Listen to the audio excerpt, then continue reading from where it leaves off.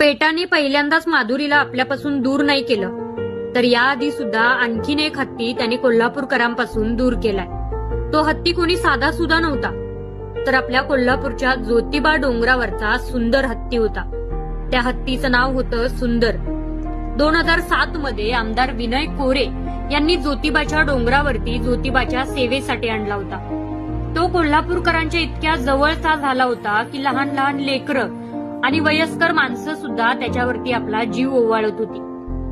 दसऱ्याच्या मिरवणुकीमध्ये पहिला हत्तीचा मान जर कुणाला मिळत होता असेल तर तो आपल्या सुंदरला मिळायचा.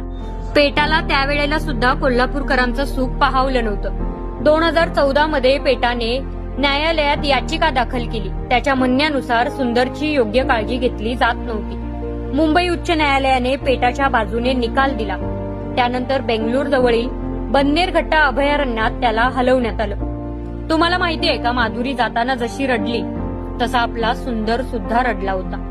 सुंदरला लोकांनी पाहू नये, सुंदरला जर जाताना लोकांनी सोडलं नाही तर अवघड होईल, म्हणून पेटाने कार्यक्रमच केला.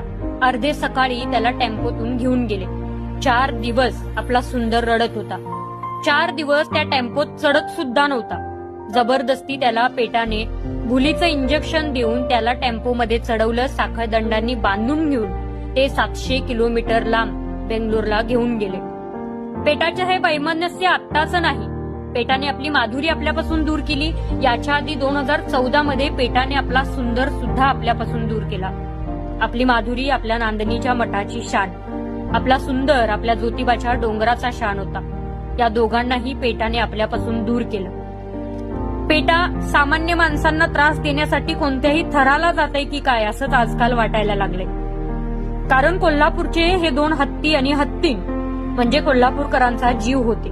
देवाळाच्या गाभाऱ्यातून असं त्या हत्तींना ओढून नेण्यात आलं. भटक्या हत्तींना पेठावाले पाहत सुद्धा नाही. मात्र जे देवाच्या गाभाऱ्यात राहतात, जे लोकांच्या मनात राहतात, त्यांना मात्र पेठाने कोल्हापूरकरांच्या पासून दूर केलं. आपला सुंदर आपल्यापासून दूर केला ते खरे, पण त्याची काळजीही घेतली नाही. त्या अभयारण्यात आपला सुंदर मनोरुग्ण होऊन जीव गमावून बसला. त्याला त्याच्यावरती नियंत्रण ठेवता आलं नाही. त्याचं मानसिक स्वास्थ्य बिघडलं. कोल्हापूरपासून दूर जाण्याचा विरह त्याला सहन झाला नाही आणि आपला सुंदर आपण कायमस्वरूपी गमावून बसलो.